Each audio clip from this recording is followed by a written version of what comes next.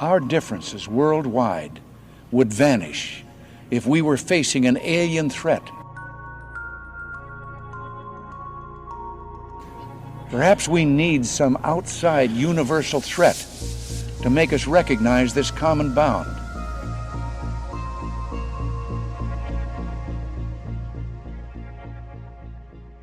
Ladies and gentlemen, boys and girls, welcome to Across the Pond. I am here with Liam. I go by Stijn Fox. And for today, this is our first dual episode. Was supposed to be the three of us, but, you know, things happen. Life happens. Mechanical issues happen. Which is Andy's case. Always when you least want them, and always on times that are, you know, the least convenient. It's like, oh, I have a podcast recording to do. The car is going to break down. Oh, fuck. Of course it is. Clearly Andy had something important to say. Yeah, yeah, and, you know, the powers that be are trying to prevent him from, you know, from telling his story, from telling his side of things. That's why they, you know, remotely broke down his car. Well, that should set the tone. Yeah, definitely. So, topic of today, which we have been discussing already in private a bit, and like a good almost hour before we even started recording. Also, you know, just kind of get to know each other, of course, since we are both new additions to Across the Pond.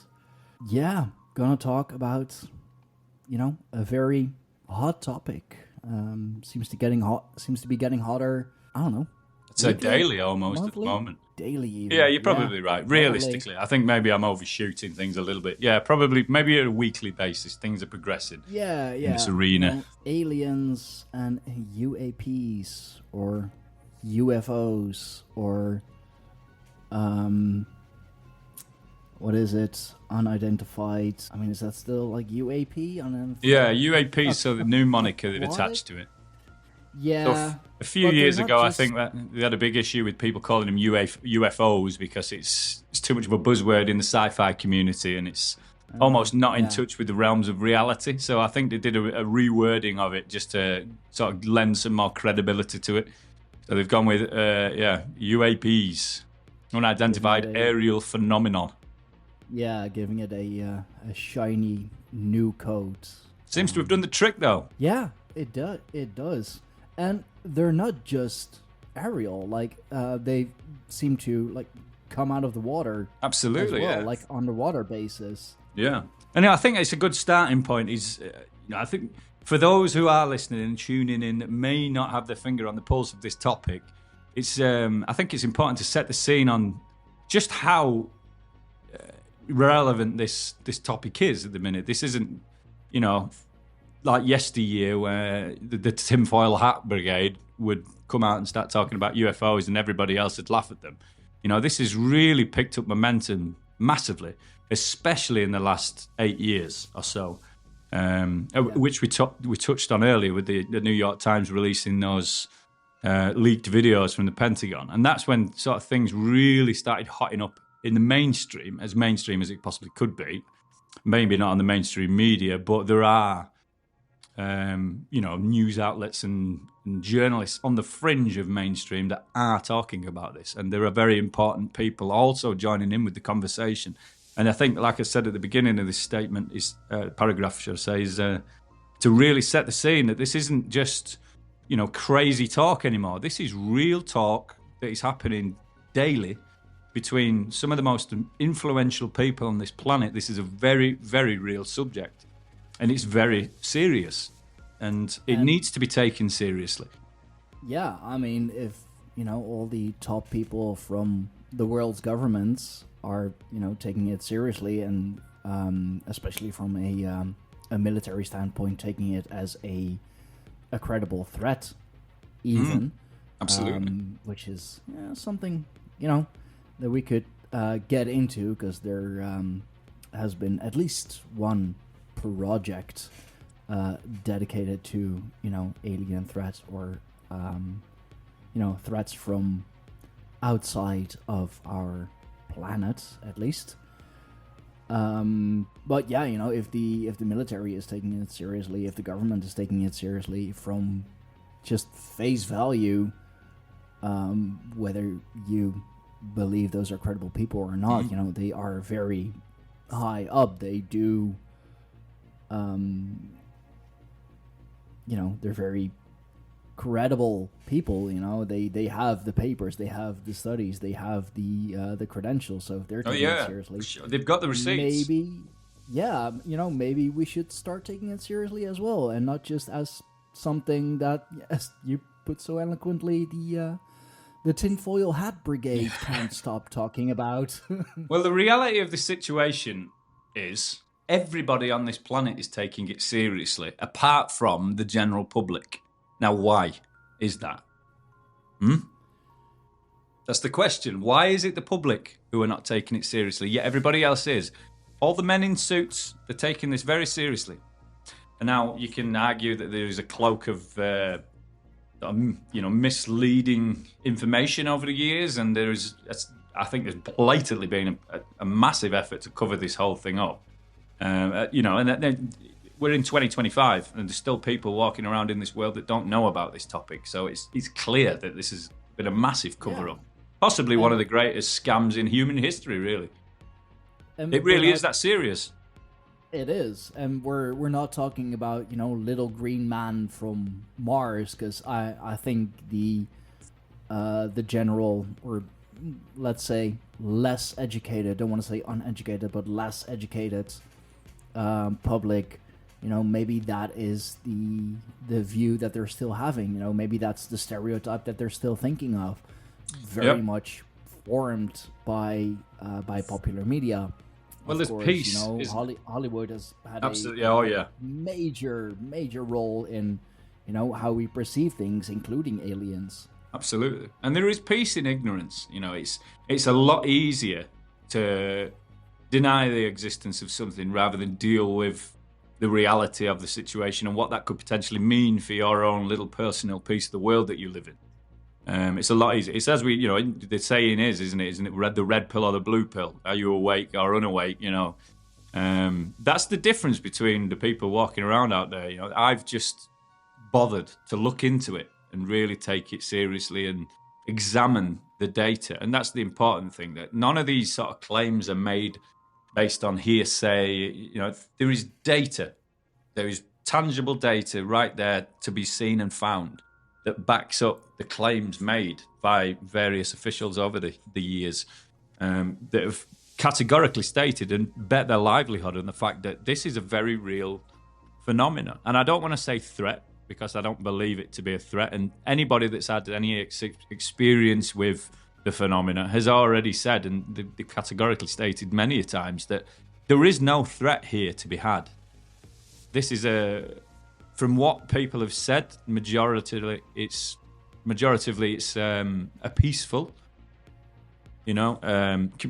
experience, whatever it may be, a loving experience. There's a lot of emotions, but for the most part, positive, based around any sort of contact with ETs and UAPs, and that seems to be the case over the years. So I'd say that before we move into it in real depth, is that there's no fear, as far as I'm aware and concerned, to be had on the topic. It's more one of curiosity and, Yeah, no, absolutely. And, you could even kind of, since I am more of a spiritual thinker, occult-minded individual, you could kind of attach to that the talk about star seeds, which is also kind of a fact. Human DNA is not native to our planet, which looking at the grand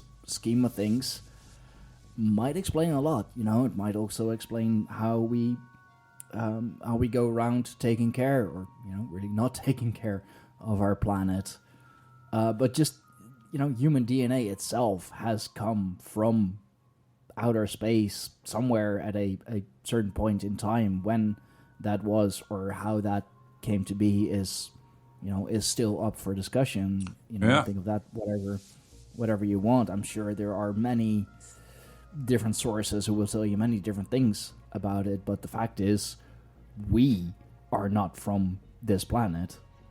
Well, there's a lot of theories on it, isn't there? And there's a lot of... we talked about one just previously, the Lacerta files. We mentioned it. Now, in that particular... And if you are interested, you can YouTube it. Area 52 is a really good source to go to. It did an in-depth reading of the four-part Lacerta files. It covers it in detail. Now, the premise of the interview was a Swedish gentleman interviewed a reptilian species of ET. Well, I say ET, it's not actually, it's an earthling. But we don't want to go too crazy. What I don't want to do here is just go straight in and frighten everybody off that maybe dipping the toe into the world of UAPs and start talking about reptilians and all sorts of crazy things. There are theories, and again, this is one of those things, and I mentioned it before, and again, if you're new to this, your beginning of your journey potentially could start now. And as you move through the topics and the subjects and you hear about this and you learn about that, it becomes very evident that there is a grand picture. And you start connecting some of these dots and things start to make sense. And this particular story will match up with this one and this, and before you know it, you've got this picture and you see the bigger picture. You start to see the puzzle coming together. And the Lacerta files is one of them. There's a lot of stuff, a lot of crazy stuff within the Lacerta files that you think, I don't know, that seems a bit far-fetched. But then you hear it against and compare it against another story or, another theory, and it marries up, and you think, it's too coincidence. There's way too many coincidences throughout this entire topic for it not to be real. So let's get that off the table straight away. If you sat there thinking this isn't real, I can tell you now it is. It's real. It's very real. So let's get that out there straight away. This is real. And the way that we unpack it is very careful. We've got to be careful in the way that we unpack it, should I say, because if you're listening for the first time and we go in with something really heavy straight away, it might switch you off, I started very easy. I mean, you can speak for yourself, but my introduction to this was very simple. Joe Rogan. He was just interviewing one of the US Air Force pilots that was involved with the Tic Tac phenomena. And again, if you don't know what that is, by all means, YouTube it. You'll see it, the Tic Tac UAP phenomena. And Ryan Graves was the pilot. Not Ryan Graves. David Fravor was the pilot that saw the Tic Tac and filmed it on his instruments within his jet. That's how I was introduced to this. I was just very interested in what he had to say. I couldn't believe it at first, much maybe the same as you. I was always one of those who thought there's got to be ETs out there, aliens out there. There's no way I can be ignorant enough to sit here and think we're the only intelligent species in the universe, I mean, there are so many different theories even about that, and the one that I always go to, the one that I always when this conversation comes up with normal people, for as far as I know, normal people, it's like there are so many other planets out there in just the known universe, just the part of everything that we have mapped, that we know to exist.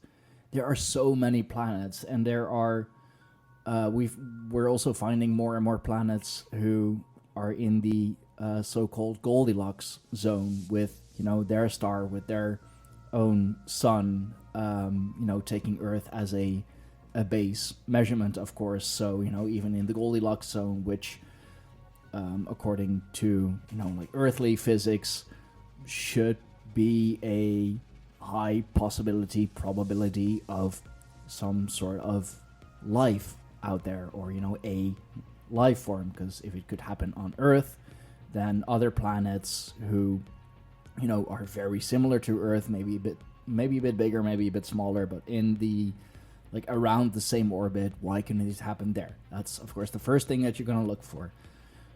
We have found quite some and more each year, each couple years. And there are so many other planets, there are so many other stars, so many other suns. It seems even mathematically impossible that our planet is the only one out there with life. And I mean life in the, most broad spectrum that you can imagine. Like even bacterial life is still life.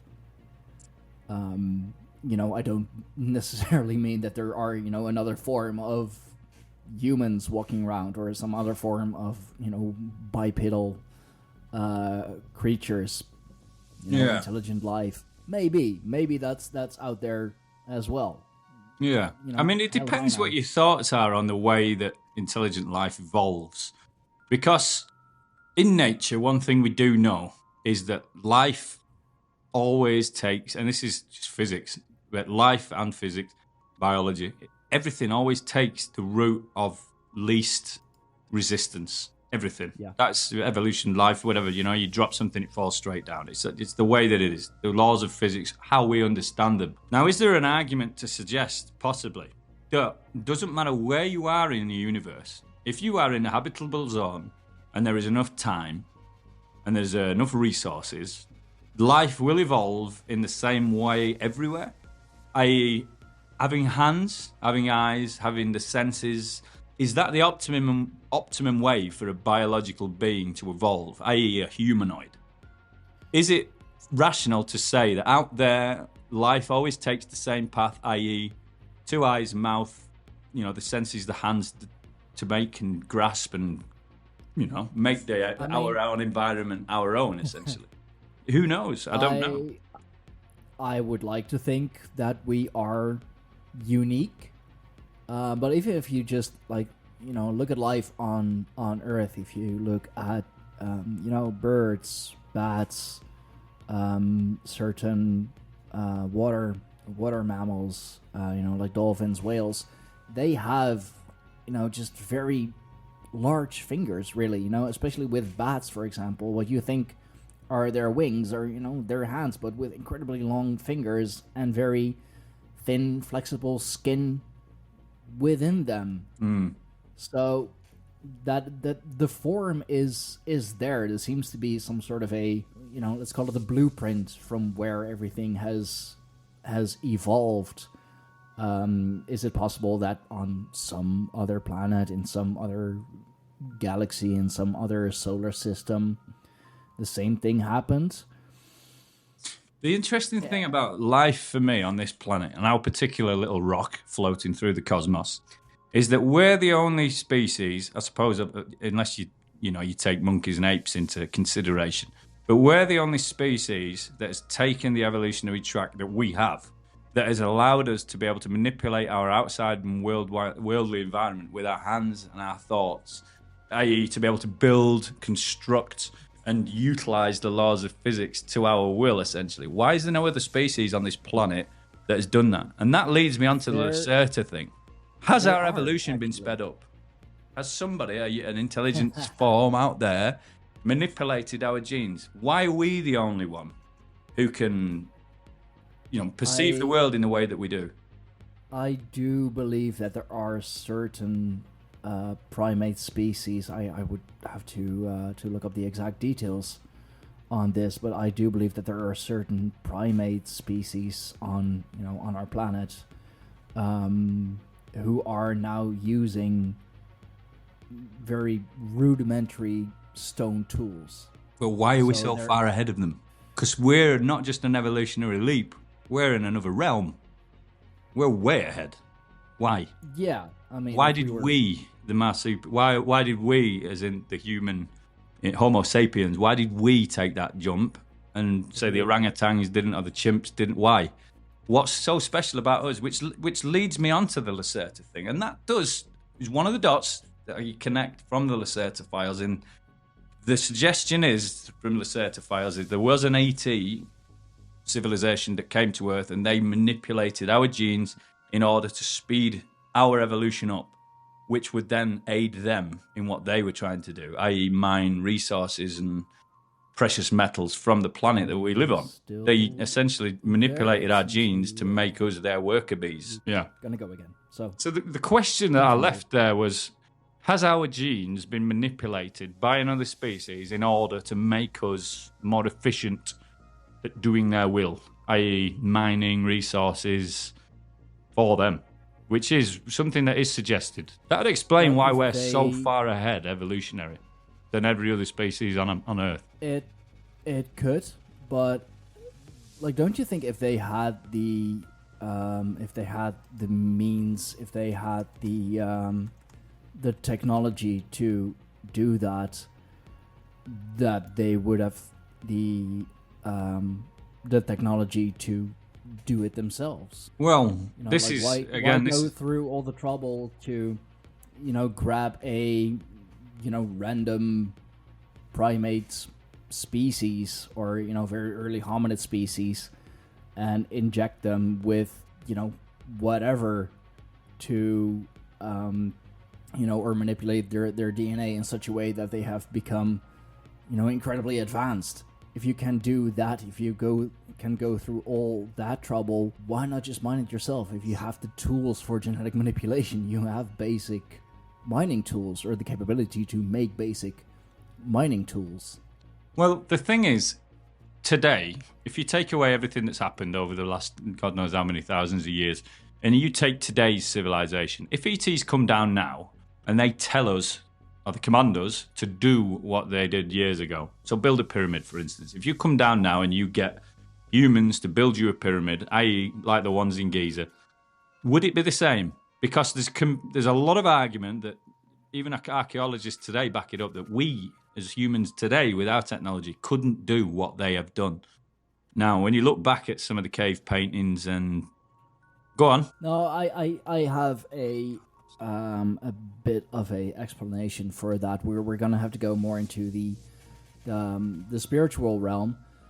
Okay, let's do it. A lot of a lot of spiritual texts, a lot of spiritual beliefs. Most well known being the Bible says that man has fallen into matter. That we weren't always this dense, if you will. We were beings, divine beings of pure love and light. That is, if you go according to more biblical scriptures, more theosophical way of thinking. Blavatsky, Steiner, those people. So if we have fallen into matter, you could argue that the rest of the world of our planet as we know it,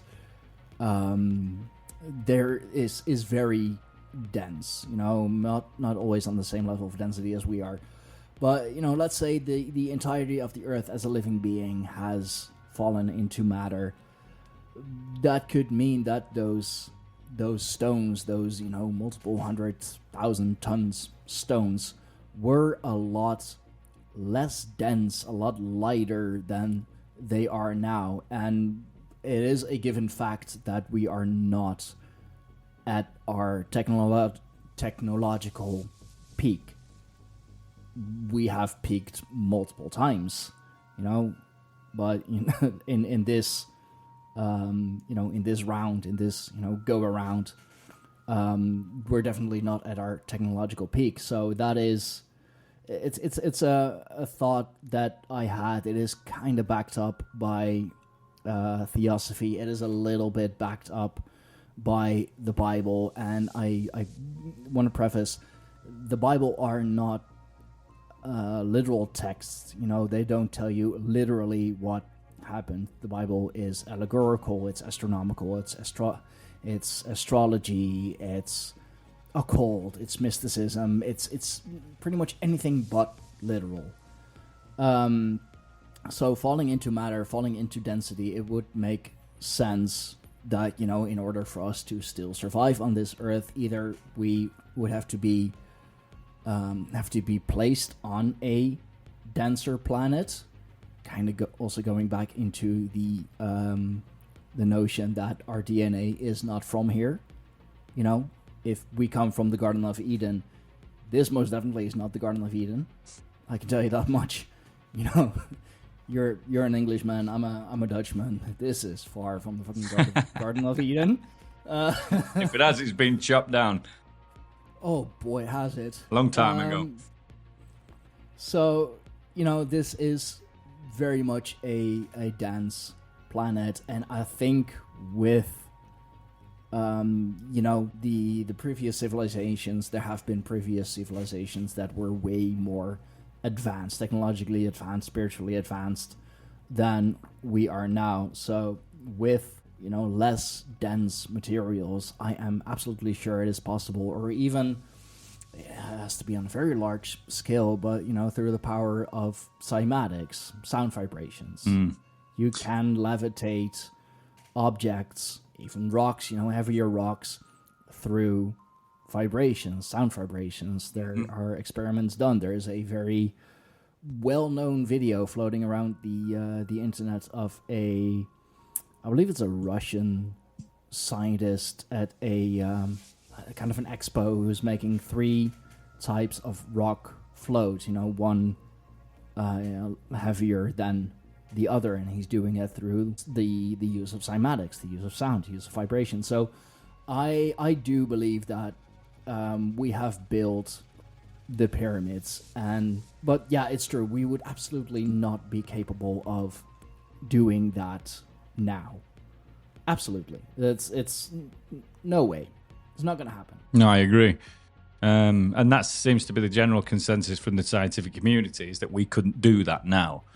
Now, I don't know if anybody's been keeping an eye on it, but recently there's been a lot of interest in the pyramids in Egypt, a potential structure they found underneath. But one of the things that's interesting, and I'm just bringing this up because you mentioned it, we were talking about sound frequencies to move heavy objects. So the pyramid itself, obviously, them stones that make up the pyramid vary in size, but they're huge, right? They're huge and essentially unliftable by today's standards. Yeah. Now, what they've got, or what they've seen on on paintings within inside, you know, hieroglyphs within the pyramids in certain chambers, is that they've found depictions of the workers at the time moving these rocks and maneuvering them into position. And what they've seen on some of the pictures of the rocks themselves is a serpent, and a serpent depicts electricity from way back then. So there is an idea, and this sort of goes hand in hand with potentially what they've discovered, i.e. a generator, free energy generator, that is part of the pyramid structure itself. I could imagine that we should watch this space a little further just to discover, you know, and see what's really going on there. I imagine there's going to be some peer reviews, you know, peer-to-peer reviews on the paper that's been released to confirm it. And depending on who the person is or who the people are doing those peer-to-peer reviews, and this is where it becomes a grey area for me, and we'll go into that in a second, but we're talking about who is this information going to? Who is controlling it? i.e. who's confirming or denying the fact that this is real, and what's the legitimacy of their claim on that, and who has got to benefit from that? This is where the corruption thing comes in. That's blatantly been at play over the years. You know, money, follow the money. You know, who sets to profit from this information? Which is why I'm very dubious when it comes to who's doing the information investigation here. You know what I mean? And are they credible? And do they want this information released? So, but anyway, back to the point of there's a serpent on the rock which depicts electricity, which goes hand in hand with potentially what they've discovered underneath it, with being a free energy, essentially a device that creates energy, which would enable them to then move these things or whatever else is that they're doing. And it does explain a lot. You know, this is just another one of those dots. Does it, if it does turn out to be some kind of energy generator? I mean, obviously that throws the whole world into chaos, essentially, because everything we've known and believed comes crashing down around us. And I think, and I mentioned this morning, if this is the case, and it does turn out to be true, and that there is this free energy generator underneath within the pyramids, then this could be their way, or the establishment of the world's way of breaking the idea of a soft disclosure. Because let's imagine for a second, if you've been covering up this secret for potentially hundreds of years, keeping it from the public eye. If you, or if President Trump or any other elected official of the world comes out and stands behind a lectern and then says to the world, yes, all these years, it's true, ETs, they exist, they're here. What comes next? A torrid, masses of questions.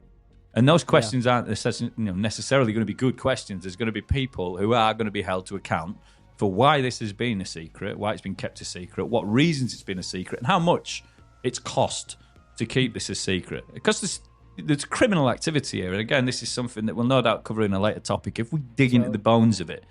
Now, so basically, will it be Men in Black or will it be Mars attacks? Men in Black type situations. From what I've gathered over looking into the various encounters, it seems to be that there are a group of Men in Black that seem to follow these encounters around and making sure people stay quiet. Now, the point I was making regarding the pyramids is, as a soft disclosure, this alleviates the need for people to answer questions. If there is a new discovery, and that new discovery then leads to the information being released that there are ETs and they were, responsible for helping with the pyramids and providing humans with technology that assisted them in these previous civilizations, that then takes the heat off a lot of officials in the world that have been covering this up. Because essentially they can ignore everything that's happened previously and say, oh, we found it, it's a discovery. And because the discovery could be that groundbreaking, for the average Joe, not like us, who's been keeping the finger on the pulse of the topic, that's very easy to say, oh, brilliant, they are real, it's real, and you forget about all the rest of the stuff, the cover-ups, the lies, the deceit, you forget about all of that. This could be a very, very good way for the governments of the world to break disclosure without getting their hands dirty, so to speak. So this is why I'm really watching this topic with curiosity going forward and what it means and how they're going to release this information. Yeah. Because there's two ways it could go. They could deny everything and say there isn't an energy generator underneath and it's all rubbish. The lead scanner was wrong. Or it could be a soft disclosure. You don't know. But it'll be interesting to see how it develops. Basically what you were describing is Project Bluebeam, but without the threat of violence. Well, this is the thing. We don't know. And anybody, I think, with a finger on the pulse of this topic, it's up to date. I think there's just so much confusion because we don't know what the hell's going on. The Project Bluebeam thing, this potential pyramid situation, there's a lot of weird things happening, moving parts and, official documents and projects, and nobody seems to have a clue what the hell's happening. And this has been going on for, several hundreds of years. I briefly mentioned Blavatsky, Theosophy, that is late 1800s, I believe, or early 1800s. Crowley with Lamb, the supposed entity that he made contact with, who very much, if you look at the drawings that have been made based on the description given by Crowley, very much looks like what we recognize as a gray alien. So it's been going on for so incredibly long, and you at the beginning, like you mentioned, the 40s. Let's talk about the 40s, the 1940s, and the guy with the funny mustache. Yeah, everybody knows that guy. Yeah, he and his cabinet, and most of all, even his second in command, was obsessed with the occult. Was obsessed with, the theories of Atlantis, of Lemuria, of civilizations, gone by. Even created I want to say kind of secret society in the Annenerbe, who were, all about the vril, about the life force. Those women, they weren't allowed to cut their hair, for example, because, your hair, they are like the antennas through which you connect with the divine, or you get, you connect divine messages. Which has its roots in so many other beliefs as well. I believe that the Native Americans believe that it is in the the biblical story of Samson, who, got his hair cut and lost all of his power. Well, one of the things that's, again, this is just about the whole journey we're on here is about connecting dots, as I mentioned earlier. And just listening to something you said there, it provides another dot to connect. And the reason for that is there's something else, and I would keep referring to it, I probably should move away, but it goes back to the Lacerta files, and there was something in there that was said, that something similar that you just said there, and it connects the dots. I'm just trying to think what it was now. What was we saying then? I'm sorry. I just had it then in my head, the pathway. Go back over that. So we went back. Atlantis. That's it, Atlantis. Yeah. So what was said in the Lacerta files, and this was something that really made my ears prick up. And the Lacerta, so this is the reptilian, this earthling, previous Earth species that's been around longer than us on the planet, said that we know a fraction more today than we did 500 years ago about physics and, the universe, as it were. We know a fraction more. Yeah. So when you think about the exponential leaps that we've taken as a human race in the last 500 years with the Industrial Revolution, medicine, wars, technology just evolving the way that it has, it's mind-blowing. The era onwards. To say that 500 years ago and now we know barely any different, considering how much we've learned in the last 500 years, is mind-blowing. And I believe that. I do believe that. I think there's laws of physics out there that we just don't understand. And what happens here on our planet is unique, essentially, to us, based on our universe and the elements around us. I think things are different out there. There are planets that rain diamonds, for instance, and the physics, there's rain that goes up. There's different laws of physics in different places. What we know about our world is what we know about our world. But we're saying about civilizations that have died out throughout the millennia, and you can see evidence of it. The Atlanteans and things. People think that's crazy. It's not. It's really not. You go around, you look at the place in Turkey. I can't remember the name of it now, but they found the city buried underground. They suggest there is a city underneath the Sphinx. Yeah. There's pyramids under the sea. How did they get there? Even closer to home, between our countries, between the Netherlands and the UK, there was Doggerland. The Doggerland, exactly, the North Sea before it went underwater. Who lived there? Yeah. What is there? have we looked? And when we say, 90% of the world's oceans are undiscovered, I can tell you now, there's things down there from previous civilizations. There are. Antarctica's another thing. I can't remember the name of it, but there's a map, isn't there? It was pre-Christopher Columbus, and Antarctica was a landmass. Yeah, I mean, there is evidence found like way, way deep into the ice, like kilometers deep into the ice of vegetation. This thing's covered up on Google World, Google Earth. Why are they covering these things up? There's a pyramid there in Antarctica that thawed, and you could see it. Suddenly, there was a blurry area over that area on Google Maps. Why? Do you know why? And there's a no-fly zone. And you can't just go there. We couldn't just raise our own money and just go to Antarctica and walk around willy-nilly. There are government rules in places, whoever, is responsible for that area of the world who says, well, it's too dangerous, you can't go there. Is that the case? Or we're not getting told the full picture? Like, we can go there, but there are indeed a lot of, strict rules and regulations. It's not because of the cold. Don't tell me it's because of the cold. You can't. It's even lately there's this whole thing about a group of flat earthers who went to the South Pole to try and debunk the 24-hour sun that happens.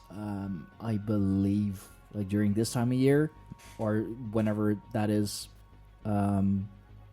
On the southern equator, they actually managed to find proof of the 24-hour sun. They saw the 24-hour sun with their own eyes, debunking the whole flat Earth model.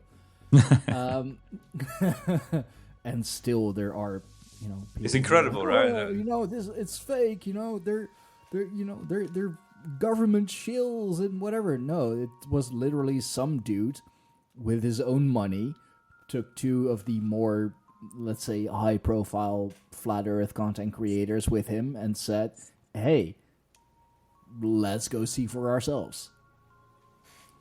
So yeah, it is possible, but it's very hard to get there. But it's not.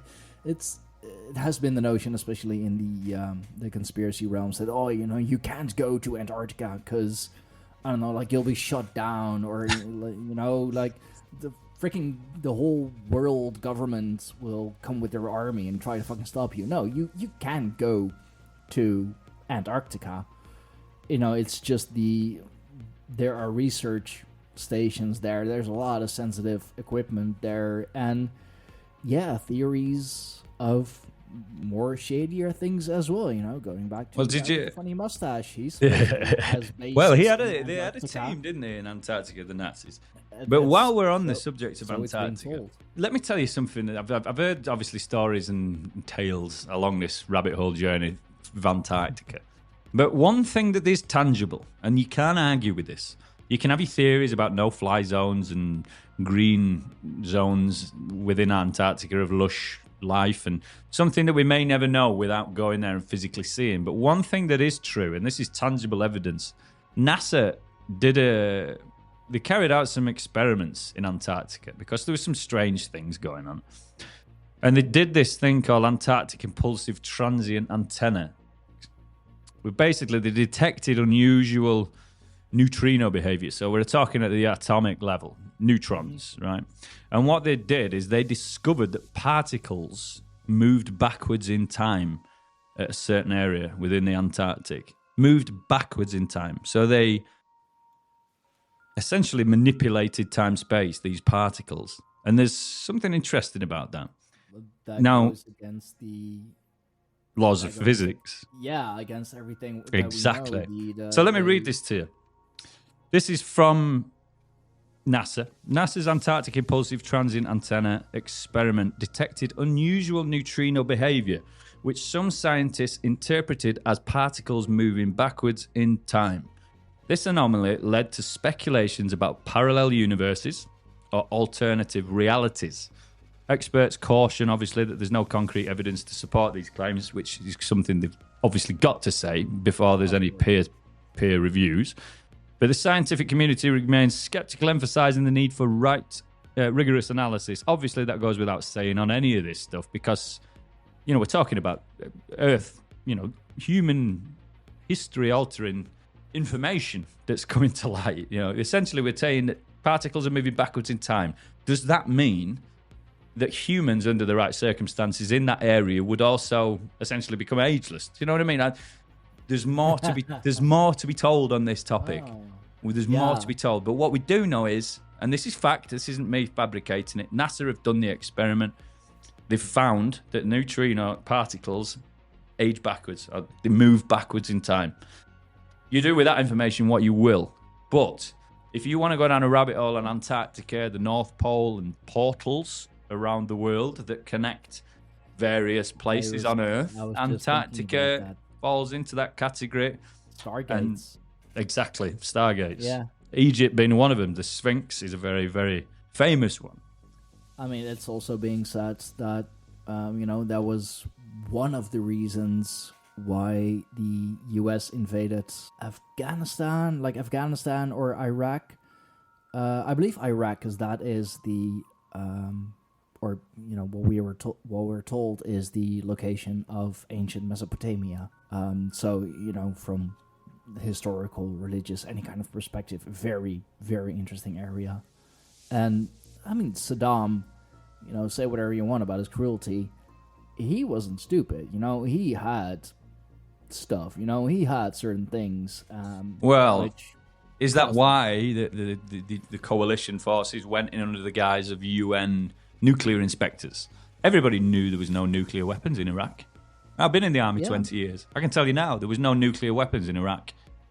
The UN went in to look for that, and then suddenly we're at war. Why? Really? Yeah, we're talking about Iraq here, It apparently also had to do with 9/11, which I believe no Iraqi or just a few Iraqi citizens were a part of, and even if they were backed by Saudi money. Yeah, well, no, Iranian. Iran is essentially the fuel for most of these terror groups. Al Qaeda being one of them, which took responsibility for 9/11. But that was Afghanistan predominantly, which is why we went into Afghanistan. Apparently, we went into Iraq to take nuclear weapons away. Yeah, WMDs, which later was admitted, like, there are none. Yeah, exactly. But why are we still here 5 years later? Yeah, because of the hell? Yeah, that's my cat. I wondered what that was. No, it's my cat. Like every time I record, whether it's solo or on my show or impeccable timing across the pond, he always has to make himself known. On my own show, he's lovingly dubbed my kitty co-host. Yeah, I was going to say we've got a fourth co-host, a furry little co-host. Yeah, so I guess it is still the three of us at the moment, just not the one we thought it was going to be. Yeah, no, but it's the answer to that is civil unrest. Well, yeah, obviously, you're basically invaded by a foreign country. They tear your shit up, and then they're telling you like, oh, we're gonna stay a little longer because you guys seem to be really, really angry. So like you're gonna need to calm down first, okay? That's gonna help. It's like you slapping me in the face and telling me like, hey, ho, don't get angry now, and I'm gonna stay here right in front of you until you're not angry anymore. I'm gonna like stop being angry if you pack your shit and leave. But and another very popular theory, one that I always like to say, because we know there were in Iraq, Afghanistan, like that area, just so many poppy fields. Oh yeah. So, and plenty of crude oil, of course, in that area too. So a lot of gold. There are plenty of pictures with I believe mostly U.S. soldiers with just sitting on heaps and heaps of gold. Oh, yeah. I always say that they were fighting for God, standing for gold, oil, drugs. I can pretty much guarantee that, yeah. It's interesting, really, because with the gold situation is that from a lot of stories and theories and things that you move through, precious metals is a huge resource for ETs. Gold being one of them, i.e., the precious metal, apparently. Yeah. It's just sparse throughout the universe. There's not a lot of gold from what we've seen. So gold, obviously, it's a very rare commodity within the universe. There are ways of picking it up and seeing it in the way that it reacts under light. So we can see within the universe itself where the gold is or where some gold is. Obviously, it's huge. Mm-hmm. But it's not a common element, which it does back up the fact that, again, on the Lacerta files, I'm coming back to it again, is the genetic manipulation of our genes in order to mine that stuff. It's not within the realms of not being real, not a reality. And the way that we cover gold on this planet, it's like inherent. Children, they don't know the value of something, but they're attracted to gold. We're all attracted to gold as an element, as a precious metal. Why? Why has that been installed into us? Same with diamonds. Precious metals are something that we're just attracted to, but why? Diamonds money thing, right? Precious. Diamonds aren't rare. Diamonds are pretty commonplace. The South African De Beer family who brought on the notion that they are so incredibly rare and so incredibly valuable because of it, and make themselves very rich. And gold, like there is a book series that I have read as a kid, kind of also kind of having to do with alternate universes. So like I was doomed from kid on, because I was already reading those books. But they make a good point, like in the, let's say, alternate universe of those book series, the Stravaganza series, very good books. gold is worthless because once gold, becomes dirty, starts to spot, you can't work it anymore. Silver, on the other hand, you can always polish.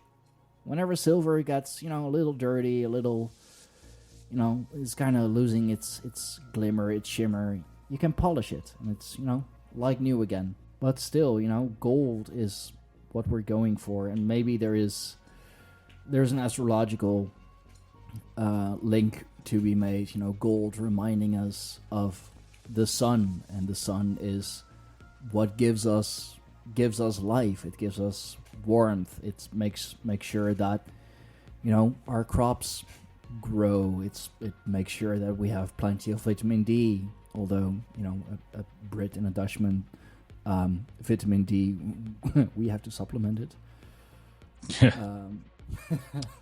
But one of the things about gold you mentioned that it gets dirty and stuff, but it's also, and this is something that I suppose needs recognition, it's a conductor. And as far as the conductors are concerned, it's very, very efficient. It's not a superconductor like copper, but it's an incredibly good conductor. It is definitely one of the best. It is in most of your computers. Exactly. Most of your electronics, you'll find some scrap of gold. I'm talking milligrams, but still, because it is such a good conductor indeed. Which is, again, does that lend some kind of credibility to why it's around so much of these vast spaces that are linked with, that side of our ethos on ETs and aliens and other dimensions and these hotspots, these portals. There seems to be gold and what's the word I'm looking for? Where they leave what's the word? It's not like not like a gift, but it's like a homage to whoever the sky people, whoever are responsible for this technology. There's offerings to the gods, as it were. The gods are, they're different in my opinion. I don't like the notion that No, that's just me maybe being clumsy with my wording. No, but I get it. Offerings, and a lot of statues of just these weird beings, but all holding some sort of a handbag or carry-on thing. A lot of engravings in South America, in the Mayan temples of people who look like they're sitting in some sort of a vehicle pointed upwards. Maybe suggesting that they are going there. Yep. And don't come with the oh no, that's just, it was easier that way. No, because there's a lot of things that's going sideways as well. It is very intentionally done like that. It's another thing that I very much dislike. Oh, they didn't know what they were doing.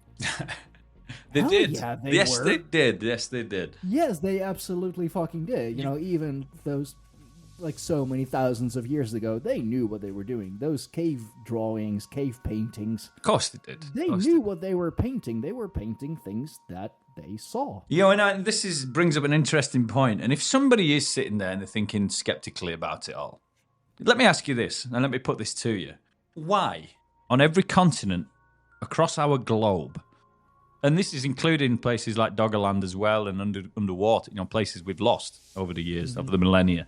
Why, across the globe, are there civilizations that have never, ever, and never would have come into contact with each other? Why do they all depict the same things on the walls of their buildings, of their temples? Why are they all building pyramids? Why are they, essentially tipping the pyramids with precious metals and various other things? And, why are people coming down from chariots of fire from the sky in depictions within their paintings? And this is going all the way back to Aboriginal caves. This is pre-pyramid. We're talking hunter-gatherers here. They all paint the same things. Why? These people, I don't know you. You know, you live in the Netherlands. I live in England. If you paint a picture and I paint the same picture, and you show me that picture and I show you that picture, we never spoke to each other before. Surely that's going to raise questions. I don't understand why people aren't asking these questions or who's answering them. That would mean that we have, clearly seen the same thing. Exactly. Or, clearly seen or experienced exactly. the And that's same the point. thing. You cannot conjure something up from your imagination that is exactly the same as what somebody else has done thousands of miles away when you'd never come into existence with them. You'd never come into contact. How? It can't happen. Like in our modern age, sure, two people can have the same ideas. That's why we now have things like trademark and copyright and all of that, for original ideas, for as far as those are left. But yeah, we are talking thousands of years ago. People didn't just catch a plane and a couple hours later you're on an entirely different continent. Even if they could travel, it was by boat or land bridge and would take them weeks, months, perhaps. Just because Doggerland was a thing and it formed a land bridge between the UK and the Netherlands. Yeah, people most certainly have crossed over, and stories would have been told. But it's quite a trip. Oh yeah, but this is just a European land bridge. When you talk about Giza to, South Machu America, Picchu or something like that, we're talking an expedition back then.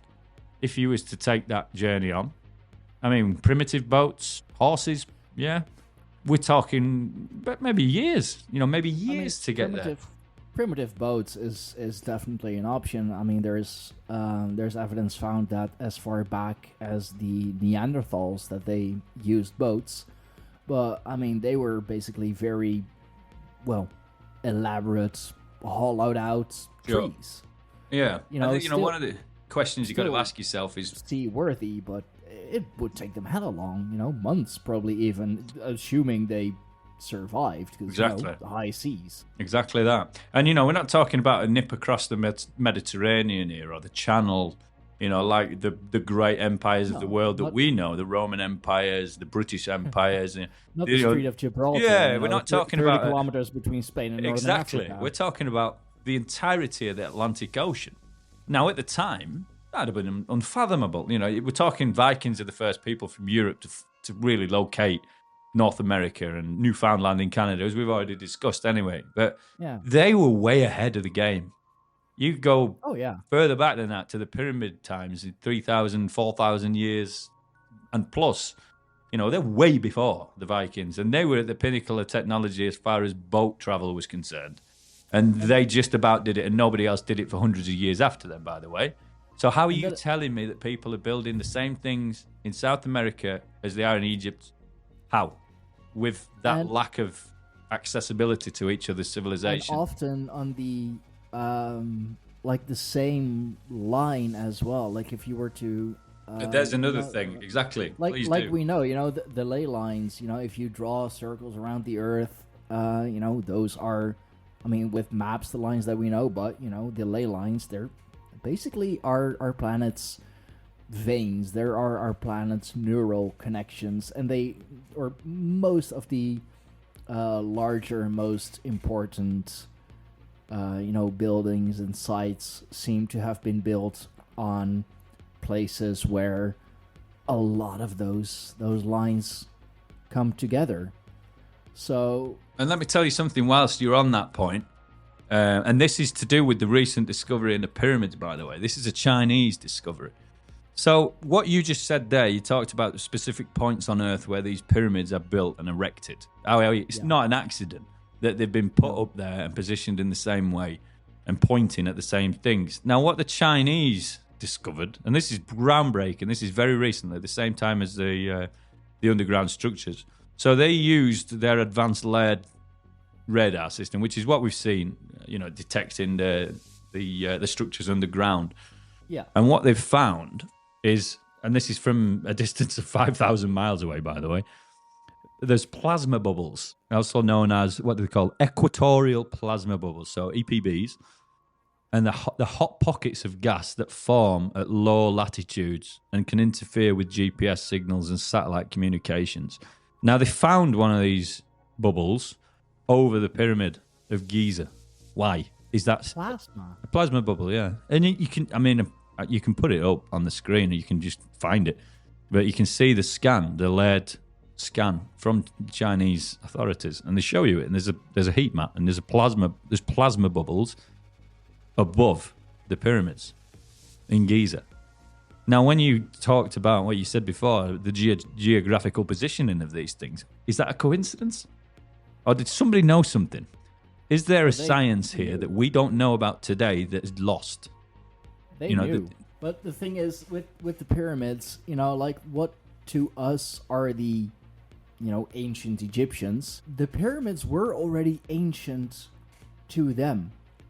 Like, the ancient Egyptians already, had forgotten or had no idea who built the pyramids. So it's fun fact that I often like to mention, just, to get an idea of the timelines. Cleopatra, the Cleopatra that we know from pop culture, who was married to the Roman general. I mean, there have been multiple Cleopatras, but, take her.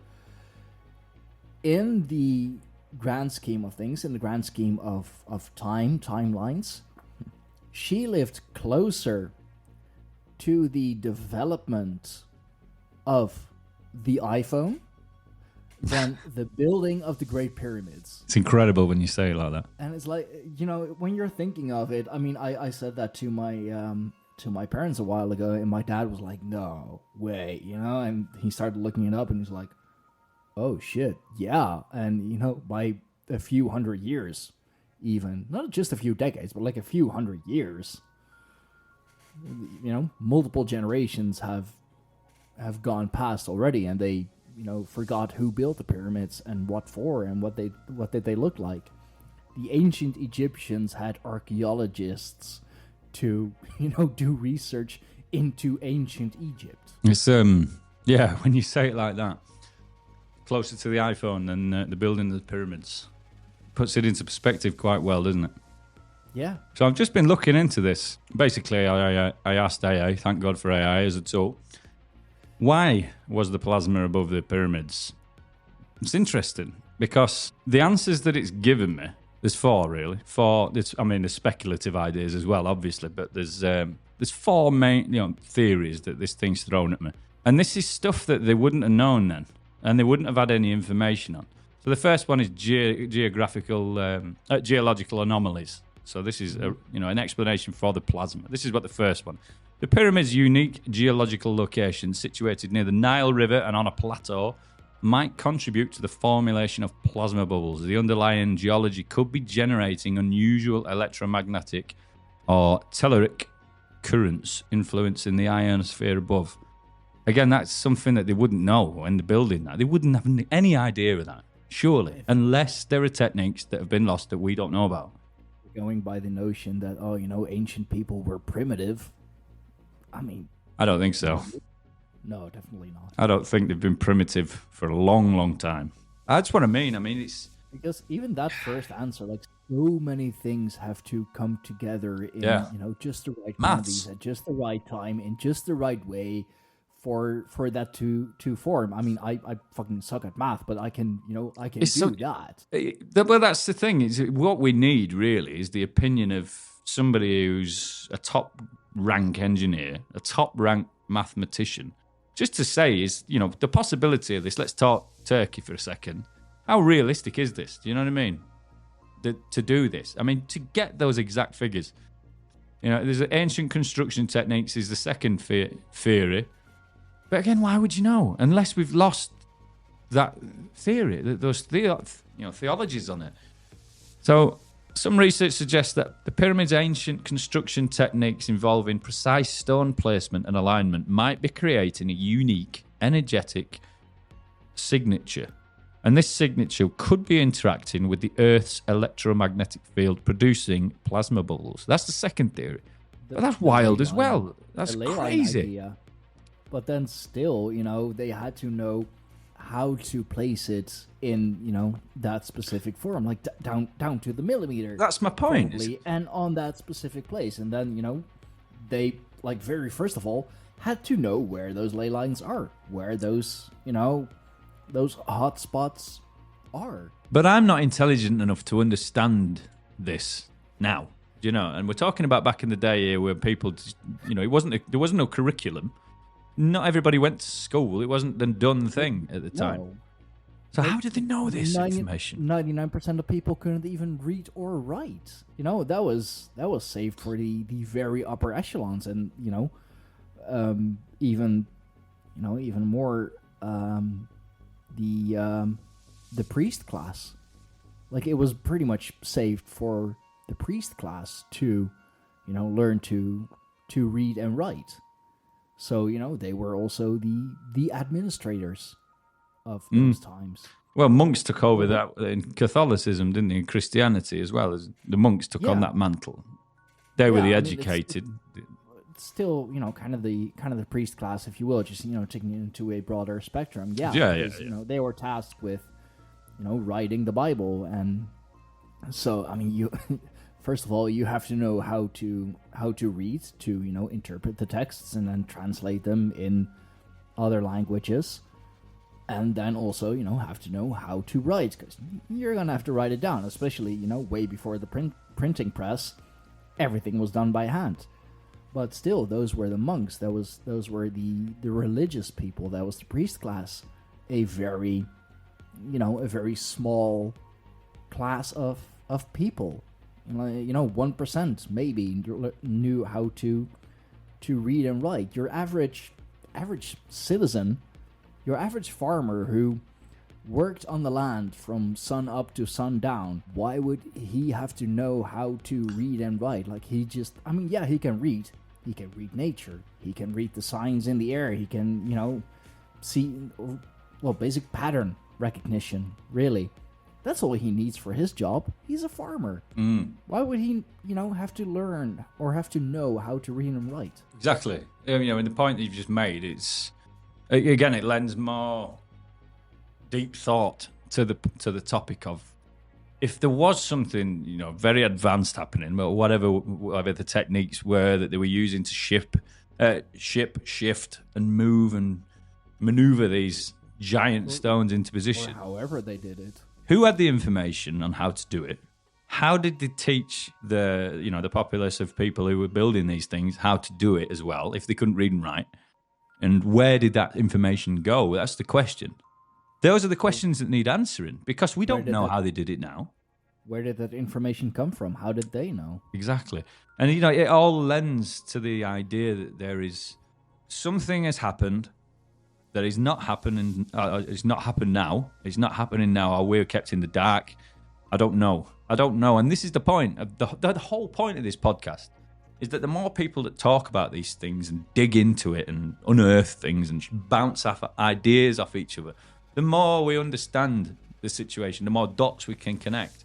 And the more we put this out there publicly, the more pressure that puts potentially on people that do know, that are concealed in this information. And the louder the voice, it's only going to do good, as in, let's get this information out there. Let's see who's holding the secrets. I want to know. Yeah. This isn't it. This is the problem I've got with all of this, and this is ET's past, present, future, is that this is not for the men in suits. This is for humankind. Everybody deserves this information. They cannot dictate to us what we can or do and do not know, or will or won't want to understand.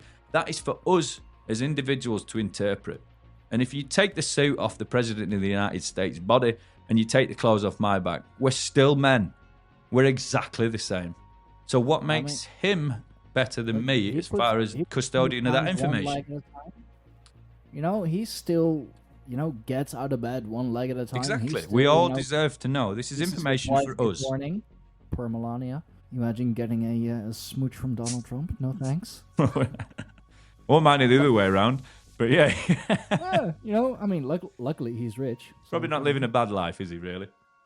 No, and I mean, neither is she. You know, if your husband's Donald Trump, he's filthy fucking rich, and I mean, now he's the president of the United States. So, you know, there's a good reason for her to stay with him, and you know, he's got some good arm candy. He's doing well, but the point is that this is information for the world. It's not for a certain group, a demographic of people in suits. It isn't. So the quicker this disclosure thing can come around, I think the better. There's two ways it can go, I think, the disclosure. It's either going to be an incredible thing, and the whole trajectory of the journey that we're on as a species changes for the better. And potentially, it could, turn the page on a big way. This isn't a small progression. We could go essentially from where we are now to interstellar beings, really, within a very short period of time. Beings on the Kardashev scale. Or it goes horribly wrong and we end up gone, extinct essentially through some kind of nuclear war or some cataclysmic event that we've caused. That's, I say, the two ways it goes. And it's quite scary when you think about it. And I try not to too much. Yeah. I just hope that it goes the right way. And the people who've got the most to lose, the greed, the elite class that have been concealing this and monopolizing it essentially, they're going to go down swinging. And whatever way that is not going to be pretty. Yeah, but it's got to happen. That's the only way it happens. Somebody's got to be held to account for keeping this information from us. And when it does come out, I say they'll go down swinging in a big way. Yeah, I mean, there is this this quote which has been attributed to a couple of people. It is very much paraphrasing, but it still stands. What is that? I do not know with what weapons World War III will be fought, but World War IV will be fought with sticks and stones. Makes sense. And you're right. If we're going down the horrible way, if you will, that will be our reality. That will, be the reset back to the Stone Age. Yeah, really. Just touching on it. I mean, again, I think we've been going on for a while, and I think maybe there is another podcast in this talking about modern times, because we've done exactly the opposite of what we said we were going to do. We started right back at the very beginning, and we've sort of patrolled through from there. So maybe next time we can talk about the modern stuff. But there is so much to talk about. Oh my God! There are so many rabbit holes that you can connect to it. Free energy, or there are whole things we can say about that. But it all deserves to be spoken about. Philosophical societies and their idea of aliens or interdimensionals. That's there are multiple podcasts. Yeah, absolutely. And the point, dedicated to just that. And I would say that to the viewers as well, by the way, is if you've come on here and you might, this hasn't potentially floated your boat. Let me tell you now that this topic is so big and takes so much unpacking. And as you've just said there, quite rightly, you could spend an entire day on just free energy, on just certain things within this. To unpack it all, this is going to take time. It is. And it might be slapdash. And there's a reason for that. This isn't structured. What we're saying, or the information that we're giving you, isn't findable. It's not in archives. It's not in a way that's structured in which we can regurgitate that information to you. It isn't. So we are having to unpack this thing ourselves and try and give you that information systematically that doesn't blow your mind, if that makes sense. Yeah. I think we're trying, and there's a lot of people in the world trying to do it. There's a lot of song sheets that people seem to be singing off that are different from one another. But again, it's all about connecting the dots. And what I would say to anybody listening and watching this is, don't judge one podcast or don't judge one person's information. Take the information, put it away somewhere, and then find some more information and connect the dots. Find the bits that are relevant and start piecing together the big puzzle. You can see it yourself, and it doesn't take long for it to start emerging, this picture. And the more you see of it, the more you connect. And that's what we're going to do on this podcast. We're going to unpack this thing systematically over time you know, and it'll be fun, be enjoyable. I think it'll put the meat in the bones. Years, probably. Like there is so much that we can talk about. Absolutely, I mean, absolutely. And you know, we've got the option for guests as well. We can get subject matter experts on this. Yeah, easy. Yeah, I mean, I have on my own show, I have a whole freaking range of guests that I could, you know, possibly contact. Even on this very topic, I absolutely know who to contact about this. It was a strange show. I've got some people in my head. That I did with her. I still don't know what to think of it or what to make of it, but you know, it's right up you know, our alley of, you know, at least this episode. And you know, even if you take just one thing of what we just mentioned, you know, out of what, like hundreds of things that we mentioned, you know, just take one thing of it, go from there, you know. And we're not asking you to believe us, you know. This is years and years and years of like our own experience of, you know, finding different sources, you know, reading different books and articles and magazines, watching different movies, watching different people tell stories, or, you know, tell the same story but in very different ways with other details. Or, you know, there's a quote that I like to use, especially on you know, on my own show and shows that are more spiritual, pagan aligned. The only thing I know is that I know nothing. And I believe that's Socrates or Plato, one of those. And it's true. I don't know anything, you know. I know, I mean, if it's 1% of 1%, then that is already a hell of a lot. Oh yeah. And I'm 33 years old. I'm learning every damn day, and I'm unlearning every day. Oh yeah. You know, and that's the key. The unlearning. So many times, like so many times, ideas that I had, notions that I had about things, I'll talk to someone else who has a, you know, a different point of view on those things, and I'm like, oh. Sometimes that's quite saddening, though, right? I've found a few of my thoughts on certain topics that have been thrown clear out the window, and I found it quite upsetting because I thought, it sounds so great, you know. It sounds like I'm onto something, and then you hear something, and, well, that shoots that out the sky. And it can be upsetting. But, you know, one thing I will say is on a reassurance level for the people that are watching on, is that it's okay to find this stuff unbelievable. It's fine to think that's unbelievable because it is unbelievable. Yeah. And that's all right. So if you are watching, you think, oh my God, it can't be. That we've all been there. We've all been there. It's crazy. Absolutely. It's crazy. Just to say some of the things out aloud, what we talk about, it's nuts. You know, you'd have thrown us in a padded room a few years ago for that. Yeah, but there's more. There's so much evidence, and I don't think people understand that this isn't just nonsense. We're just spouting into the ether. There is so much evidence for this stuff, but just have to know where to look, and you know what it says, and interpret the information the way that it needs to be interpreted. But this is a very, and I'll end my piece by ending it the way that I began. Is that this is very real. This is very, very real, this topic, this subject. And it needs speaking about, and it needs people to be open-minded. We've lost something over the decades as a race, as a species. We've become so skeptical about everything. And, you know, a lot of that's down to the establishment, the lies that have been told, the deceit that we've all had to live through. You just don't know who to believe anymore. But the one thing that you can believe in is people. Elected officials and government officials and unelected officials, you don't know. With agendas and narratives, you don't know. But what you can believe in is people. There are people on Earth who are good people who just genuinely want to share information and just want to know what's going on.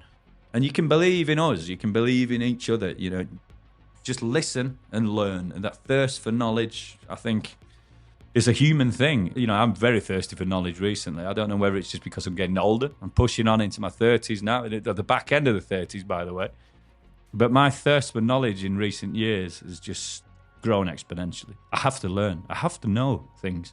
And that's stuff that I've never done before in my life, really. So I just plowed through it, you know, done the best I can. But recently, I have to learn. I just have to know things, you know. I can never stop learning now. And it's a great thing. It's liberated me almost. And the scary thing is, the more you find out, certain things, the more you find out how much you don't know. And You right. think you know something, and then you kind of go on about it. You go a little bit deeper into it, and you're like, I don't know anything about this. I thought I knew, but my whole world is shattered. But while that can be a scary thing, for me, I've been through the fear. I've been through that fear, the reality of the situation where we are insignificant, essentially. As beings, and that is quite scary. But in the same breath, we're so special, and we're so unique, and we're far from fragile. But in another sense of the word, we're incredibly fragile. Yeah, but we're an incredible species, and we are very complicated beings. Oh yeah, for sure. And if somebody has designed us, there is some kind of design at play, and as we mentioned earlier, genetic manipulation. It's a beautiful accident what's happened, because there's nobody that could have predicted that, essentially big bags of meat walking around on the planet, digging things up for another species, and suddenly here we are. We're an incredible species. We really are. And we don't give ourselves enough credit for it. And the way that we're living in the world right now is not the way that we were supposed to be living. And I think, and as we move through and unpack some of this stuff, I think that's why a lot of ETs are here, because they recognize that as well. There is a level of intelligence where you move beyond, the feelings that we feel on a day-to-day basis. There is an evolution beyond that, where you are essentially just a being working in complete symbiosis with the universe. You're not fighting it. You're not resisting. You are being. You're part of it. You just, you're part of the universe. You just, and we're not. We seem to be this just crazy species that fight tooth and nail against everything, resist everything. We destroy our planet. We just, at every turn, we just seem to be just chaos. But we don't need to be living that way. It's the establishment and the way that it's been forced upon us, civilization. It bothers me when I hear things like, we could go to Mars tomorrow, but we can't afford it. Says who? We're all on the same rock. We've all got the same resources. If you take away currency and government tomorrow and just say, well, let's build that, and there's nothing stopping us except ourselves. It's we're our biggest barrier. It's not, the atmosphere. It's not the next universe. It's not speed and distance between star systems. It's us. We're the barrier. And the moment, what we need to do as a race is get this information out there, learn, get disclosure gone, and really just take a step as a race. Get together. Like that's what I spoke about in the solo episode that I did for Across the Pond, which is uploaded, and you can find it in the episode list. I spoke about the divide between human beings and like how ancient that is, but also we have so much in common, and there is strength in numbers. So instead of just thinking about me, let's start to think about others again. We were very, very good at that at some point, and we still are. I am a pagan. I see a lot of pagan communities. I see a lot of religious communities who really take care of each other, but it doesn't have to come from religion. It has to just come from a good place. That's it. And I think inherently as a species, we are a good species. Yeah. We've got the need in us and the want usually, 99% of the time, to do the right thing and do a good thing instinctively.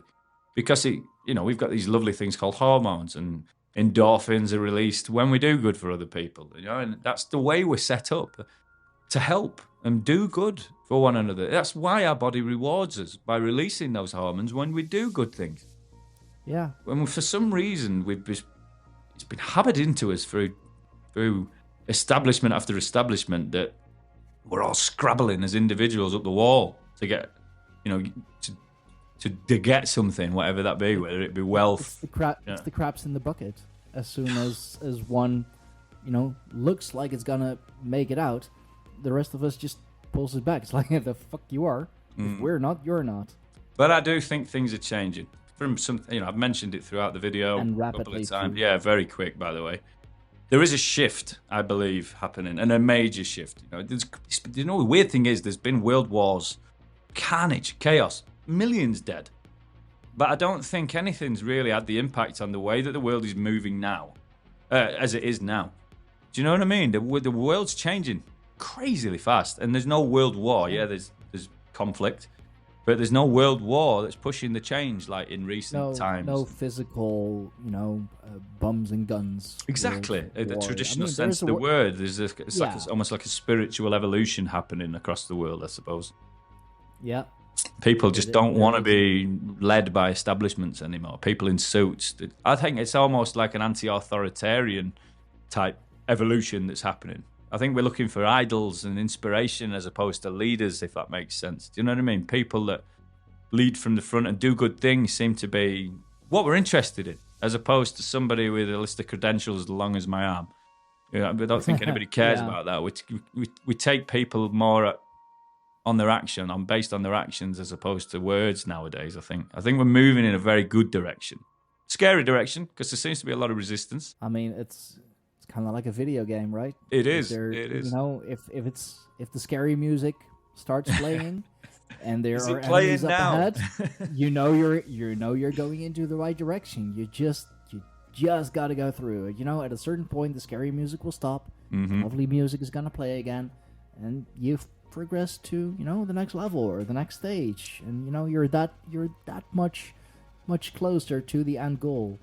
Game theory, you can apply it to a lot of things, and you can apply it to life. You just got to get through the rough bits, and we're in a interesting transitional period for sure.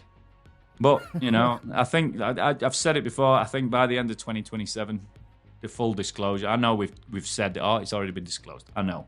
But on an official scale, I mean, I'm not talking about a whistleblower. I'm talking about a dignitary, somebody within authority, taking that and officially stating it that they are here and they've been here a long time, and whatever else. I think whatever that level of disclosure be, it might be a soft disclosure with the pyramids, as I mentioned, or it might be somebody behind the lectern just telling us. But I feel like more questions will come from that, so I doubt it. Let's do that for episode 2, kind of, philosophizing, if you will, on how that disclosure would look like. I think that's a fun brain. Yeah, definitely, especially because you can build a case. Yeah, absolutely. I think it's a good topic to discuss for the next one for sure. It's already happening now. I think with this drone situation. But again, we'll talk about this. I don't want to get too hung up, but it's been a good episode. I think we've really unpacked a lot of stuff from the old days, and I hope we've set the scene for anybody who's watching, and maybe aroused a little bit suspicion. Yeah, suspicion, interest. Just as long as we made you feel something. That's right. Yeah, we have accomplished our goal. That's it. I mean, we're not talking about turning people into avid believers here and now, but this is a progressive journey. It's curiosity, and that's another beautiful trait of human beings. We're just pointing out things. We're just speaking from experience, telling you about the things that we have discovered, about the things that we have read, that we have seen, that we have heard, that we have felt, that we have sensed. Whether you believe us or not, that's up to you. That is up to you. We can make you believe as long as we as long as we make you think. Yeah. As long as we make you feel. And I said it to Andy the other day. Andy, by the way, the other guy who's supposed to be on here. I hope he's been recovered, by the way. If he is, when he does watch this, I hope he's not still sat at the side of the road in his car. But as we said, the other day, there's going to be two kinds of people when this information is released officially. There's going to be the people who knew about it, and there's going to be the people who had who had no idea, are oblivious, ignorant, essentially, and their world will be blown apart. So you've got to make a decision now when you're listening to things like this and other people's podcasts. You make that decision, because when it comes out, and it will, and it is coming out, and there's no what you can do about that to stop it, disclosure's coming. Where are you going to be positioned? You're either going to be one of the people who has knowledge and other people will come to for guidance, or you're going to be one of those scrambling up the wall, trying to get information, panicking. I know which one I'm going to be. I know which one you're certainly going to be. And Andy as well, when he gets back on, I know which one he's going to be. But that's a decision you've got to make. And as you quite rightly pointed out, all we're doing is showing you the information, and do with it what you will. Yes. And with all that said, we thank you all very much for joining us on this this rather interesting episode of Across the Pond. I have to get used to saying Across the Pond. Like, I'm so used to calling out my own show. But yeah, this has been great. This has been good. This has been a good talk, man. For Definitely. For the first show, hour and a half. Not bad. I mean, we've still got to do some basic editing, of course. So yeah, if you liked any of what you heard, first of all, please take it, run with it, go, and make sure to follow us. If you're listening to this on Spotify or Apple Podcasts, make sure to leave a 5-star rating. Make sure you are subscribed. Subscribe to Across the Pond on all the socials. I kind of still have to hear from Andy what socials those are exactly. I know at least we're on TikTok, and we will be on Facebook. YouTube as well. Yeah, eventually we will be on YouTube as well. It is the audio platforms now, predominantly, and Facebook and TikTok and probably a couple other places. But everywhere. We're going to be everywhere. We will be everywhere. We will make sure that we are everywhere. And, until we are, please help us make sure that we are by also sharing this episode, sharing the podcast with everyone, not just with the people you think will like it. Everyone needs to hear this. Everybody needs to know. This is information that, a lot of it is publicly known, is publicly available for everyone. So let's make this for everyone. And let's help everyone. So thank you all. We will see you next time. This has been Stein Fox and Liam, 2 co-hosts of Across the Pond. And we will see you all. We will speak to you all next time. Bye-bye.